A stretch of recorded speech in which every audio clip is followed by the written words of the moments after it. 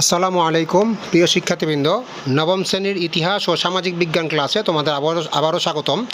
আজকে আমরা ২৬ পৃষ্ঠার প্যানেল আলোচনা আয়োজন নিয়ে আলোচনা করব। তাহলে চলো শুরু করা যাক। এখানে লেখা আছে, আমরা একটি প্যানেল আলোচনার আয়োজন করি। প্রতিটি দল আমাদের অনুসন্ধান থেকে প্রাপ্ত নিজ এলাকার মানুষের আচরণিক রীতি প্যানেল আলোচনায় উপস্থাপন করব।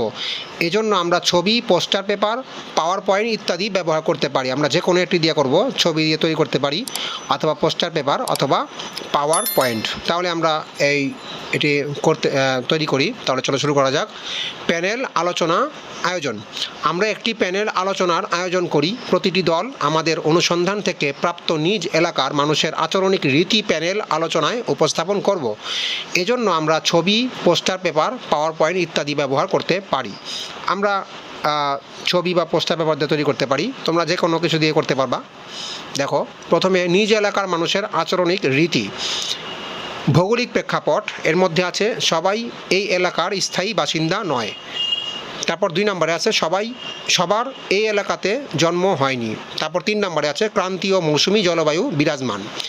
তারপরে সামাজিক প্রেক্ষাপট, এখানে আছে পিতৃতান্ত্রিক পরিবার। তারপর ২ নম্বরে আছে পরিবারের মা গৃহিণী।